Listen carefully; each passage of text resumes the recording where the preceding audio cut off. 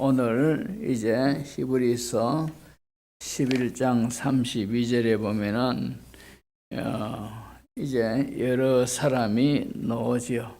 그러나 앞에 있는 사람들이 보면은 다 사사입니다. 그죠? 사사.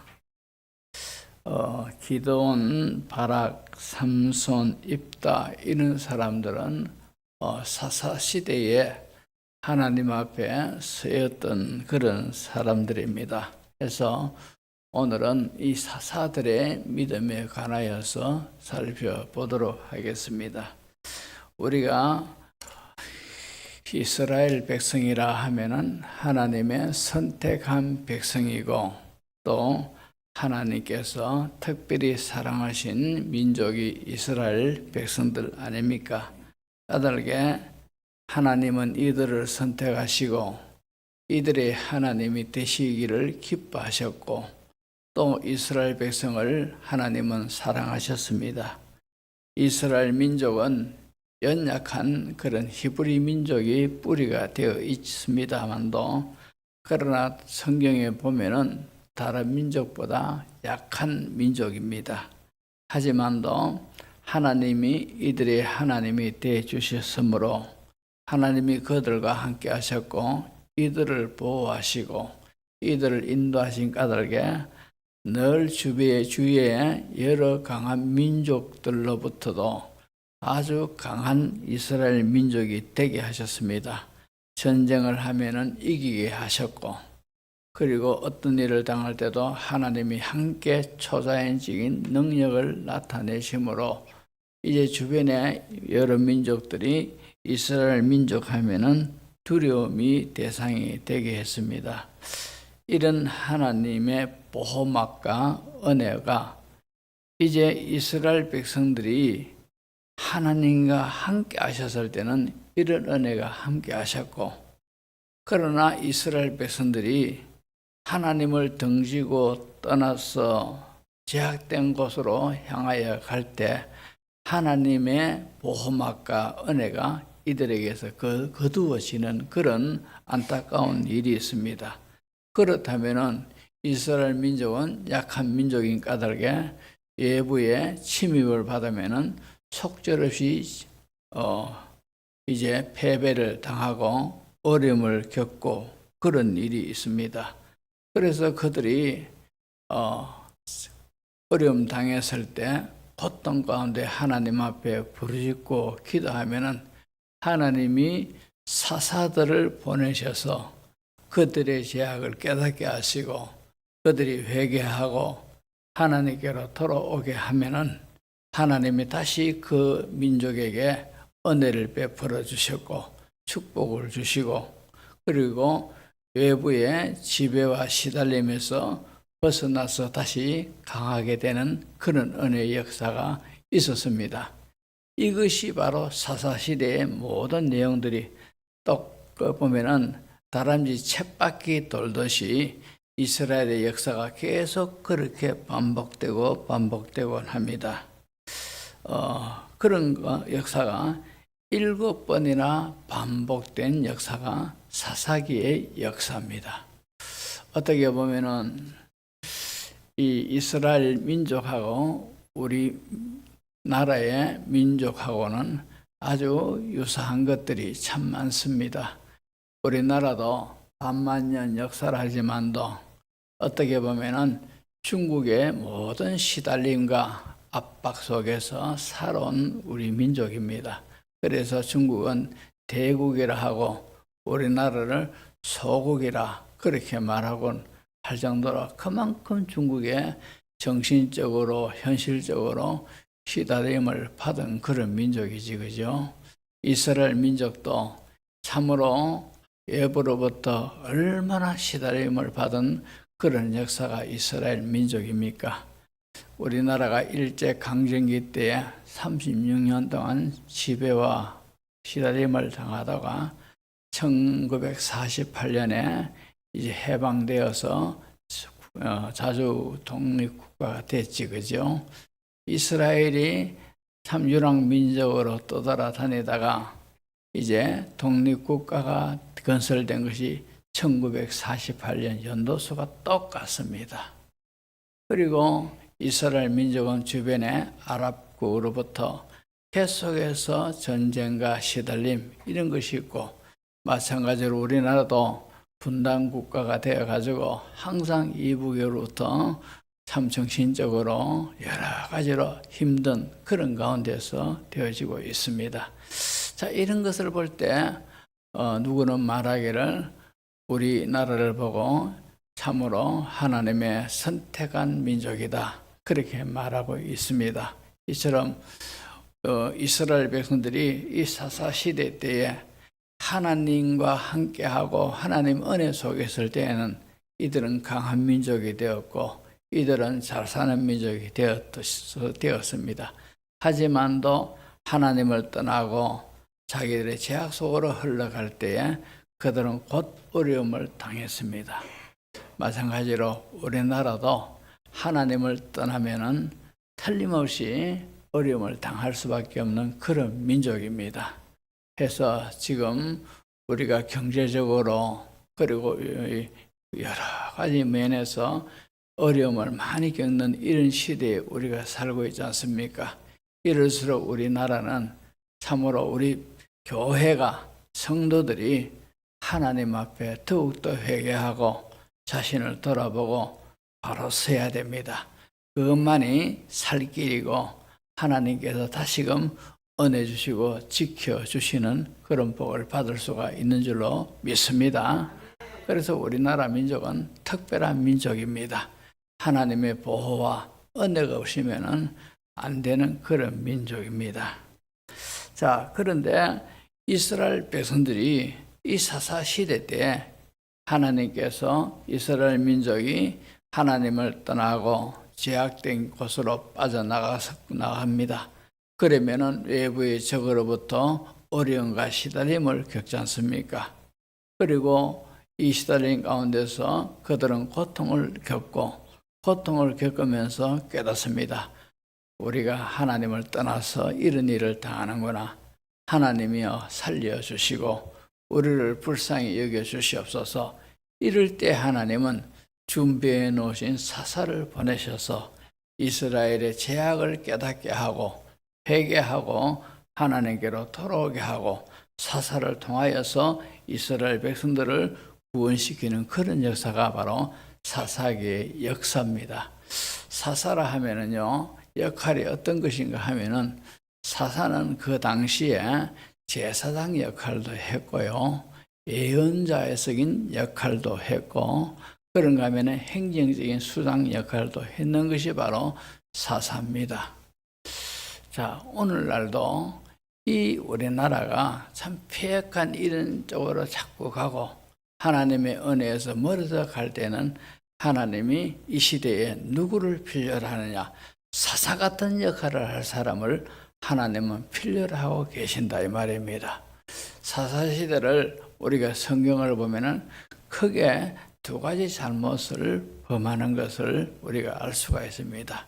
첫 번째가 뭔가 하니까 우상 숭배입니다. 첫 번째가 우상 숭배라요.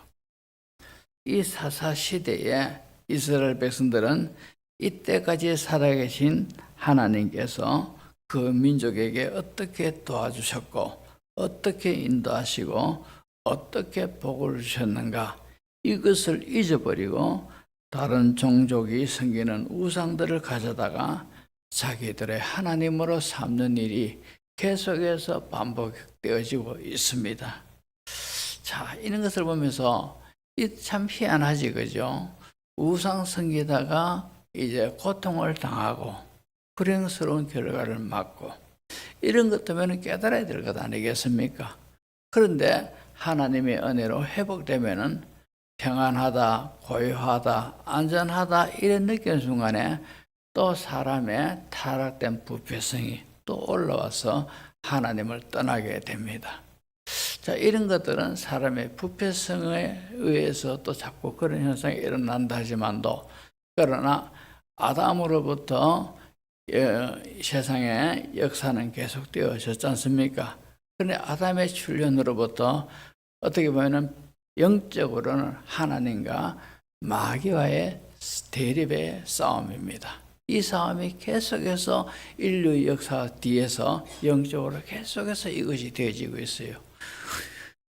우리들의 신앙도 보면은 그냥 우리가 이렇게 하는 것 같지만도 그 뒤에서 하나님과 마귀의 어떤 그런 안 보이는 그런 세력들이 있다 이 말입니다.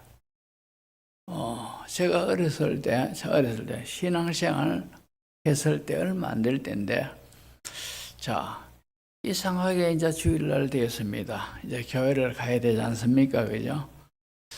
교회를 가려고 하면은 우리 아버지하고 한바탕 하는 게라요. 그러면은 아버지하고 한바탕 해가지고, 그러니까 마음이 얼마나 괴롭고 힘듭니까? 그죠? 그러니까 이런 마음으로 내가 어떻게 교회 가서 하나님 앞에 예배 드릴 수 있겠느냐, 이런 마음으로 가서 어떻게 하나님이 받으시겠느냐, 이러니까 교회를 못 가겠더라고요. 그래 못 갔는데, 그 다음에 또 월요일부터 희한하게도 토요일까지는 또 아버지하고 잘 지내다가 주일만 되면 또 한바탕 붙어보는 게 아들이 아버지한테 붙는다 하기 좀 이상하지, 그죠? 사화장 그렇게 되더라고요. 그러니까 역시 주일날 돼가지고 교회를 가려고 하니까 이 마음으로 못 가겠는 거라요. 그래서 또 못 갔습니다. 세 번째 주일날도 역시 평일 때는 아버지하고 잘 지냈어요.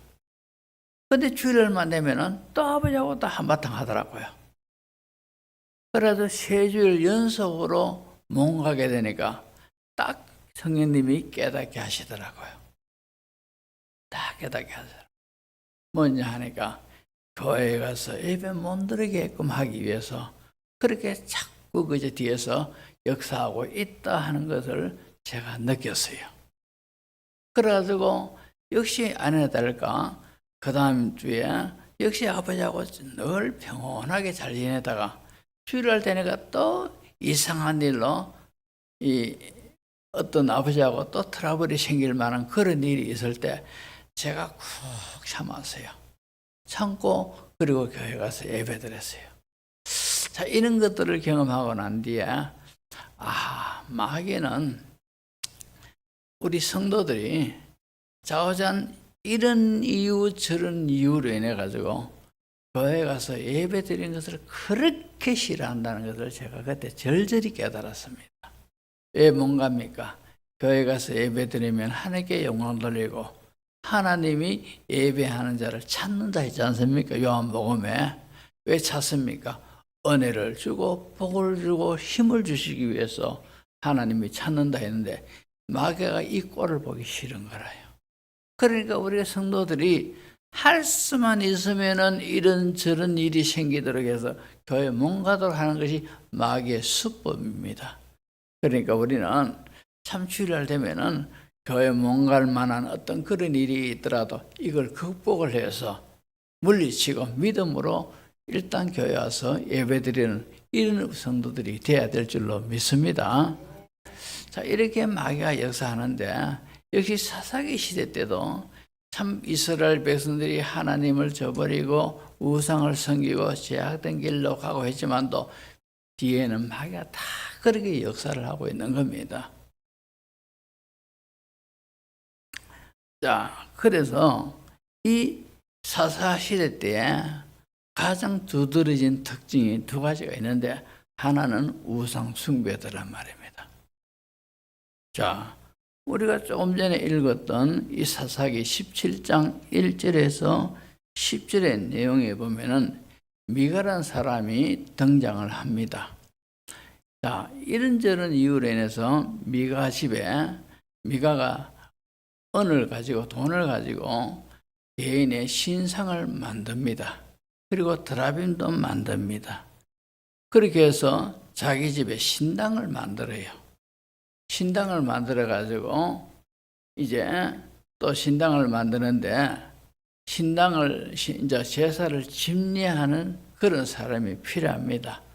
그래서 제사를 집례하는 사람은 구약에 보면은 하나님이 레위인들에게 특별히 그런 직책을 하도록 하나님이 선별해 놨지 않습니까?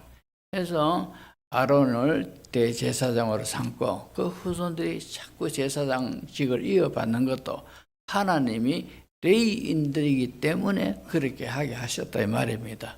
그래서 레위인들만이 거기에서 제사장의 역할을 하게 돼 있는데 이 사사기 17장에 보면은 이 미가라는 사람 집에 미가의 어머니가 이제 자기 아들 중에 임의로 뽑아가지고 너는 우리 집에 신당이 있으니까 하나님 앞에 제사 드리는데 네가 제사장 역할을 해라 이러면서 자기 아들 중에 누구를 뽑아가지고 제사장 역할을 하게 하는 겁니다. 그러니까 그런 거 보더라도 하나님과의 관계가 얼마나 틀어졌고 여호와의 이름을 부르면서도 신상, 다시 말해서 우상을 만들어 놓고 그렇게 제사를 지내고 있더라 이 말입니다. 그것도 레위인이 제사장 역할을 할 수 있는데 이 사람은 자기 아들들 중에 하나를 뽑아가지고 너가 제사장 역할을 해라 이런 식으로 하고 있습니다. 자, 이렇게 하고 있는 가운데서 거기에 보면은 어떤 나그네 한 사람이 이제 다니다가 자기 집에 탁 이렇게 왔는 겁니다. 그래서 묻습니다. 당신은 누구고 어디서 왔느냐? 예, 나는 이렇게 베들레헴 출신으로서 이 레위 지파에 있는 사람입니다 하니까 이제서 잘 됐다. 안 그래도 자기 아들들 중에 한 사람을 제사장으로 해서 제사를 집례하게 하니까 뭔가 이건 아닌 것 같고 뭔가 찝찝한 것 같으니까 잘 됐다. 당신은 그러면은 내가 돈을 줄 테니까 우리 집 신상에 제단이 있으니까 우리 집에 제사장이 되라. 이래가지고 돈을 주면서 그 사람을 이 미가라는 사람의 집에서 제사장 역할을 하게 합니다. 자, 이런 것을 보면서 이 미가라는 사람의 집을 예로 들었지만도 그 당시에 이스라엘 백성들의 모든 집의 형편 처지가 여유만 되면은 집집마다 개인 신상을 차려놓고 제단을 차려놓고 우상을 섬기며 우상을 그렇게 절하고 했던 그런 일이 아주 편만했다는 것이죠. 사사시대가 그랬습니다. 자, 그런 가운데서 얼마나 이 사사시대에 우상 숭배가 심했는가 하니까 사사기 18장 14절에서 20절을 보면은 이런 말씀들이 있습니다. 전에 라이스 땅을 정탐하러 갔던 5 사람이 그 형제들에게 말하여 이르되 이 집에 에봇과 드라빔과 새긴 신상과 부어 만든 신상이 있는 줄을 너희가 아느냐. 그런즉 이제 너희는 마땅히 행할 것을 생각하라 하고 5 사람이 그쪽으로 향하여 그 청년 레위 사람의 집, 다시 말해서 미가의 집에 이르러 그에게 문안하고 단 자손 600명은 무기를 지니고 문 입구에 서니라. 그 땅을 정탐하러 갔던 5 사람이 그리로 들어가서 새긴 신상과 에봇과 드라빔과 부어 만든 신상을 가져갈 때에 그 제사장은 무기를 지는 600명과 함께 문 입구에 섰더니 그 5 사람이 미가의 집에 들어가서 그 새긴 신상과 에봇과 드라빔과 부어 만든 신상을 가지고 나오매 그 제사장이 그들에게 묻되 너희가 무엇을 하느냐 하니 자 이렇게 해서 그들이 그에게 이르되 잠잠하라. 내 손을 입에 대라. 우리와 함께 가서 우리 아버지와 제사장이 되라. 내가 한 사람의 집에 제사장이 되는 것과 이스라엘의 한 지파 한 족속의 제사장이 되는 것 중에서 어느 것이 낫겠느냐 하는지라. 그 제사장이 마음이 기뻐하여 에봇과 드라빔과 새긴 우상을 받아가지고 그 백성 가운데로 들어가니라 이랬습니다. 그러니까 이 제사장이 이 레위 사람이 미가의 집에 고용되어 가지고 요를 받고 제사장 역할을 하고 있었는데 갑자기 어느 날 이 미가의 집에 5 사람이 들어왔는 겁니다. 그리고 이 집에 보니까 신상도 있고 드라빔도 있고 이런 것이 있으니까 그것을 강제적으로 빼앗고 또 그곳에서 제사장 역할을 하는 이 레위 사람 보고 그 사람도 데려가 가려고 하는 겁니다. 그러니까 미가는 힘이 약하니까 속절없이 그냥 보고만 있는 겁니다. 근데 이 5사람하고 이 제사장하고 이야기하는 것이, 자, 당신도 우리 쪽에 와서 제사장이 되라. 가만히 보니까 이 제사장이 어느 집에 제사장 하는 것하고 한 지파의 제사장 되는 것하고 가만히 생각해 보니까 한 지파의 제사장 되는 것이 훨씬 더 출세하고 돈도 많이 받는데 말입니다. 그러니까 기뻐하면서 따라가는 것이 바로 여기에 있다 이 말입니다. 제가 이런 이야기를 왜 하는가 하니까, 그러면 미가 집에서 개인의 제단에서 우상을 섬기는데 제사장 역할을 하던 이 레위 사람이 누구며, 이 사람이 또 5사람한테서 미가의 집에 있는 모든 우상들을 빼앗아 가는데 이 5사람들은 누구냐 하니까 단지파 사람입니다. 그것이 바로 22절 23절을 보면요, 그들이 미가의 집을 멀리 떠난 때에 미가의 이웃집 사람들이 모여서 단자손을 따라 붙어서 단자손을 부르는지라. 그들이 얼굴을 돌려 미가에게 이르되 내가 무슨 일로 이같이 모아가지고 왔느냐. 이렇게 하는 걸 볼 때 이 미가 집의 모든 신상들과 드라빔과 이런 것들을 빼앗아가는 이 사람이 단지파 사람이다 하는 것을 우리가 알 수 있지 않습니까? 그죠? 근데 단지파 사람들이 미가 집에 있는 모든 재단을, 모든 것들을, 기구를 빼앗아가지고 가면서 단지파 집에 있던 제사장 하던 이 사람도 우리 지파에 와서 제사장 해라. 그래서 하니까 이 제사장이 기뻐하면서 속으로 잘했다. 한 가정의 제사장 하는 것보다도 한 지파의 제사장 하는 것이 훨씬 더 낫지 않느냐 이러면서 좋아하라고 따라갔다 이 말입니다. 근데 이 따라간 제사장이 어떤 사람이고 누구냐 하면요, 사사기 18장 30절을 보시면은 단 자손이 자기들을 위하여 그 새긴 신상을 세웠고 모세의 손자여 게르솜의 아들인 요나단과 그의 자손은 단 지파의 제사장이 되어 그 땅 백성이 사로잡히는 날까지 이르렀더라 이랬습니다. 그러니까 미가 집의 제사장 역할을 하던 이 사람, 단 지파의 제사장 하던 우상을 섬기는데 제사를 집례하던 이 제사장이 누구냐니까 모세의 손자다 이 말입니다. 모세가 우리가 알다시피 120살까지 살았습니다. 그렇다면은 한 시대가 가지고 이제 손자가 됐습니다. 그러면은 모세하고 얼마나 많은 세월을 같이 살았겠습니까? 안 그렇겠습니까? 그죠? 모세는 하나님의 사람입니다. 하나님과 함께하고 하나님이 모세를 통해서 위대한 역사를 많이 나타내고 이루어가고 이런 것을 이 손자가 다 봤단 말입니다.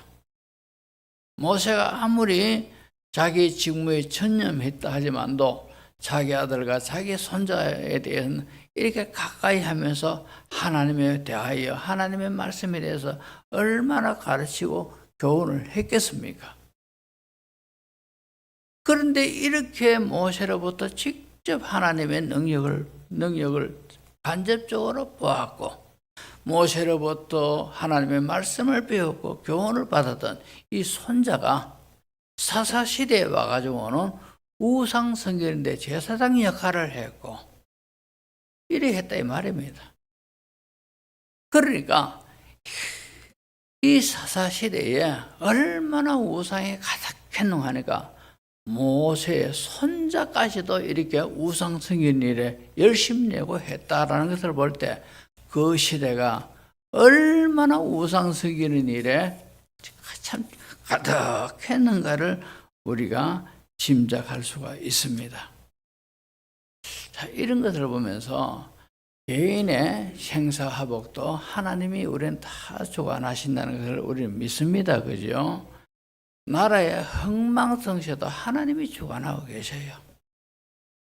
하나님이 참으로 반만년 역사 동안에 지금 이 나라가 이리 있는 것도 하나님이 함께 하셨고 하나님이 붙들어 주셨기 때문에 여기 있다 이 말입니다. 안 그렇습니까?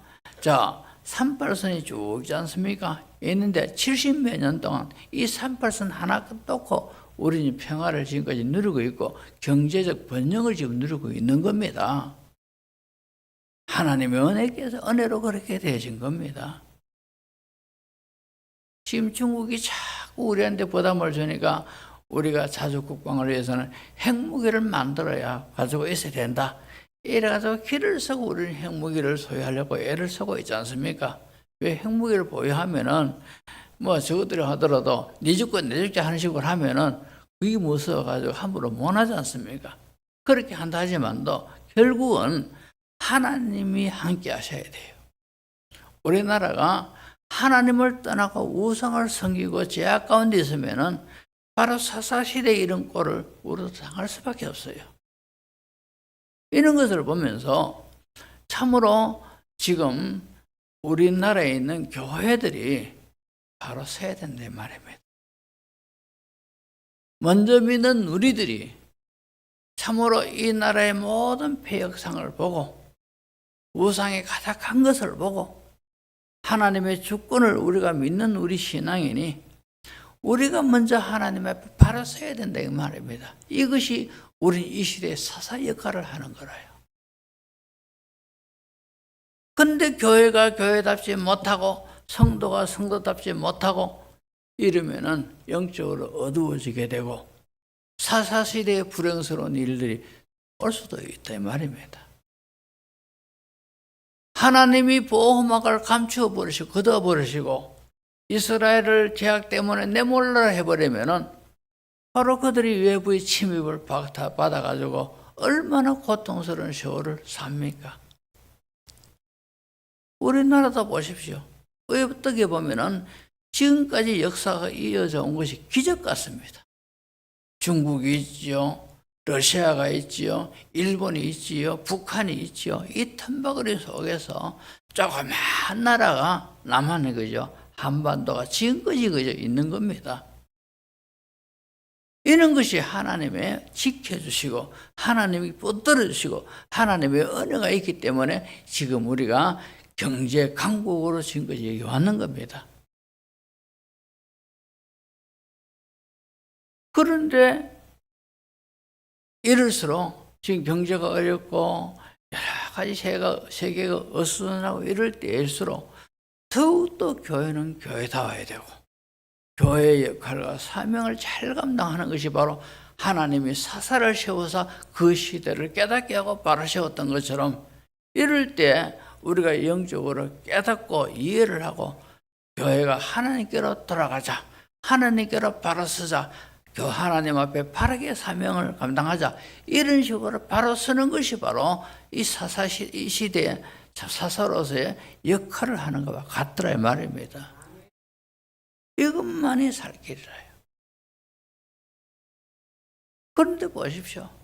참 지금 밖에 보면은 우리나라에도요 얼마나 죄악이 가득합니까? 어제도 뉴스에 보니까 자식이 부모를 죽이는 거 그런 것이 뉴스에 나왔습니까? 익산에서 있었던 일이라요. 자식이 부모를 죽인 것이 또 뉴스로 사건화되어 나오더라 말입니다. 세상이 이렇습니다. 남하고 뭐 감정으로 상해가지고 뭐 어쩌지 하다가 누구를 죽이고 죽고 했다 하지만도 자식이 부모를 죽인다는 세상이라. 그런 뉴스를 보면서 그냥 무덤덤하게 아이고 그런 사건이 있었네 그냥 하고 지나간단 말입니다. 그리고 우리는 믿는 사람은 어쨌든 간에 그 믿음 안에서 살렸고 믿음의 무리들과 같이 접촉하고 이런 것이 많지만도 우리가 알지 못하는 그런 범죄들이요 어둠의 세계에서는 막 정말로 상상도 못할 정도로 죄악이 가득하답니다. 그런 일이 우리나라에 일어나고 있어요. 이럴 때에 교회가 교회답게 바로 서야 돼요. 하나님 앞에 바로 서고 이 나라 이 민족을 위해서 기도하고 이래야 된다 이 말입니다. 일본에만 해도요, 우상이 공식적으로 800만 개입니다. 800만 개라는 것은 수도 헤아릴 수 있을 정도로 많다 이 말입니다. 우리나라도 버금갑니다. 왜냐하니까 우리나라도 전통 종교 그리고 샤머니즘 그죠? 그런 것도 있고 자연을 숭배하는 이런 신앙들이 얼마나 많습니까? 그리고 이런 것도 다 따지면은 일본에서 범신론이 가득한 이런 게나 우리나라에서 우상이 가득한 것이나 뭐가 다르겠습니까? 우리가 정신을 차려야 돼요. 그런 걸 보면서 세상에 말세다 그렇게 탓만하지 말고 하나님이 이 나라를 보호하사 여기까지 왔는데 사사시대의 교훈을 우리가 보면서 이럴수록 우리 모든 교회가 성도들이 오늘날의 사사가 되어야 된다는 것이죠. 사사시대 사람들이 다 배역하고 우상을 섬기고 죄악을 행하고 하나님을 떠난 생활을 할 때 하나님이 사사를 보내서 세웠지 않습니까? 다시금 이것이 바로 사사기의 역사입니다. 오늘날도 하나님이 이 사사기를 통하여서 참으로 히브리서 11장 32절에 사사들의 이름들을 쭉 기록하면서 이 사사들을 통하여 사사시대를 하나님이 새롭게 했다는 것이죠. 그러면서 이 시대의 모든 제약된 것들을 우리가 느끼면서 이 시대의 사사로 하나님은 우리가 서기를 원하고 계신다 이 말입니다. 또 사사시대가 또 첫 번째는 우상숭배요. 두 번째는 자기 자신이 삶의 기준이 되어 사는 시대가 사사시대라요. 자기 자신이 삶의 기준이라요. 내가 주인이 돼가지고 내가 원하는 대로 내 마음대로 그렇게 사는 것이 사사시대 사람들의 특징입니다. 사사기 우리가 17장에서도 우리가 보면 기록되어 있지만도 사사기 모든 것들을 끝난 것이 21장인데 21장 마지막 절 25절입니다. 한번 보십시오. 마지막 절에 이렇게 기록하고 있습니다. 그때에 이스라엘의 왕이 없으므로 사람이 각기 자기의 소견에 옳은 대로 행하였더라. 이게 사사기 전체를 한마디로 말하고 있는 겁니다. 왕이 없으므로 각기 자기의 소견에 옳은 대로 자기 자신이 원하는 대로 자기 자신이 감정이 닿는 대로 목적하는 대로 자기가 기준이 되어 살아갔다 이 말입니다. 누구의 통제도 받지도 아니하고 그 시대가 사사시대인 겁니다.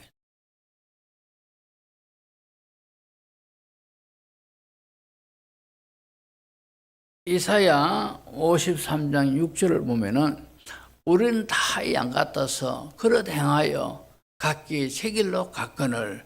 여기 보면은 우린 다 양 같아서 각기 새 길로 갔다 했는데 여호와께서 우리 모두의 죄악을 그에게 담당시키셨도다.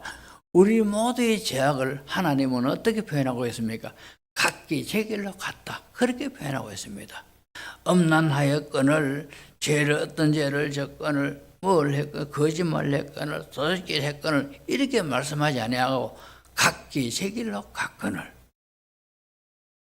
그 우리 모두의 죄악상을 한마디로 딱 표현하기를 각기 새 길로 갔다는 것이죠.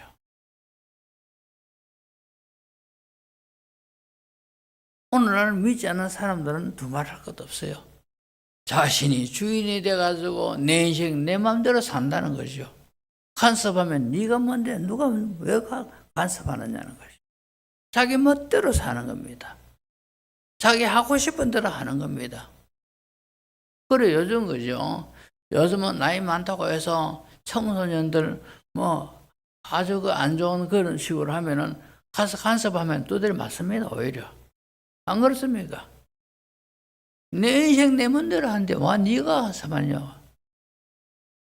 자기 아버지보다도 훨씬 나이 많으면 이놈들아 이러면은 영감 미쳤나 이러면서 달라든다 이 말입니다. 제가 오래전에 서부정의장 대합실에서 어떤 할아버지가 그 16, 한 17살 먹은 애들한테 두드려 맞고 막 하는 걸 제가 봤어요. 근데 주변에 사람들이 가득인데도 간섭을 못 하더라고요. 저도 그 중에 한 사람이라 용기가 없어가지고. 시대가 그렇습니다. 요즘은 남자뿐 아니라 이 여중생 담배를 뽀금 폈고 그죠? 길거리에 다니는 거 간섭 못 합니다. 내 인생 내 맘대로 사는데 왜 간섭하느냐는 것이요. 자기 부모님들조차도 심하게 못합니다. 반발한다 이 말입니다. 사사시대에 사람들이 자기 소견내 옳은 대로 행하였더라. 그 말씀이 딱 이 시대에도 그대로 적용되는 것 아니겠습니까?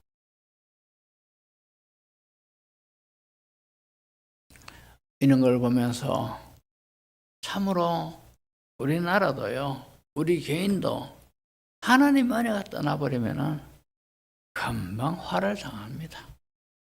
이걸 깨달아야 돼요. 이런 걸 깨닫고 오늘날 교회들이 바로 서야 되고, 교회들이 바로 선다는 것은 우리 성도들 각자가 돌아봐야 돼요. 우리가 주님을, 하나님을 주여, 주여, 이 말이 무슨 말입니까? 하나님은 나의 주인이십니다. 예수님은 나의 주인이십니다. 이 고백이 주여 하는 겁니다. 입으로는 주여, 주여 하면서도 내가 주인이 되고 내가 왕이 되고 내 마음대로 살아가는 이런 모순된 삶을 사는 성도들이 얼마나 많습니까?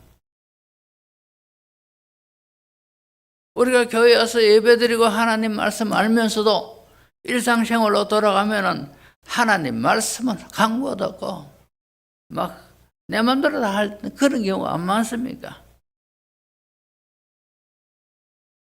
교회도 타락이 되고 교회도 세속화 되어져 갖고 이런데 세상 사람들이 교회를 향해서 뭘 바라겠습니까? 교회가 무슨 역할을 하겠느냐 말입니다. 어떻게 보면 하나님의 은혜가 보호막이 거두어질 그런 상황이라요. 이럴 때 우리는 이 사사시대에 이런 영웅들이 나타나가지고 사사의 역할을 하면서 그 시대를 구원했던 것처럼 우리 교회는 교회다워져야 돼요. 우리 성도는 성도다운 그런 모습으로 돌아가야 돼요. 그리고 이 시대에 대해서 바르게 사는 그런 모습을 보여주면서 믿지 않고 어둠에 있는 사람들이 우리들을 보면서 빛을 깨닫고 예수님의 냄새를 맡고 진리로 향하고 그런 느낌이 오도록 그런 행동이 있도록 우리가 변화되어져 가야 된다 이 말입니다. 그래야 우리나라가 살 길이 그렇습니다. 우리 개인도 그래요. 이사야 42장에 보면은 42장 2절에 보면은 42장입니까? 자, 하나님이 이스라엘 백성들에게 자, 내가 불 가운데 지나갈지라도 내가 너와 함께 하겠고 강물이 너를 침몰치 못하게 하겠고 내가 불 가운데 지나갈지라도 불꽃이 너를 사르지도 태우지도 못하게 하리니 그런 말씀이지 않습니까? 그 말씀이 이스라엘 백성이라고 하나님이 이스라엘 백성이라는 닉네임 붙었다고 해서 하나님이 그렇게 한다는 이 말이 아닙니다. 하나님이 함께 하실 때 하나님이 함께 하시는 그 은혜 속에 내가 있을 때에 우리가 불 가운데 지나갈지라도 함께하고 불꽃이 사르지 못하게 하고 물이 물 가운데 지나갈지라도 내가 너와 함께하겠다. 그러면 강물이 너를 침몰치 못하게 하겠다. 그렇게 말씀하신 겁니다. 교회 다닌다고 내가 무조건 성도라고 해서 불 가운데 지나갈지라도 불꽃이 사르지 못하고 물 가운데 지날지라도 물이 침몰치 못하게 할 것이고 그게 아니다 이 말입니다. 하나님이 함께 하셔야 되는 거라요. 하나님이 함께 하시려면은 내가 그 은혜 속에 들어가 있어야 된다 이 말입니다. 나라도 개인도 마찬가지입니다. 영적 원리가. 이런 것을 보면서 우리는 이 나라에 대한 사명을 가져야 되고 이 시대에 대한 사명을 가져야 되고 우리 개인의 신앙을 다시 한 번 더 돌아보면서 하나님이 요구하시는 이 시대의 사사의 역할을 잘 감당하는 우리 교회, 우리 성도들 되시기를 주의 이름으로 축복합니다. 기도하겠습니다.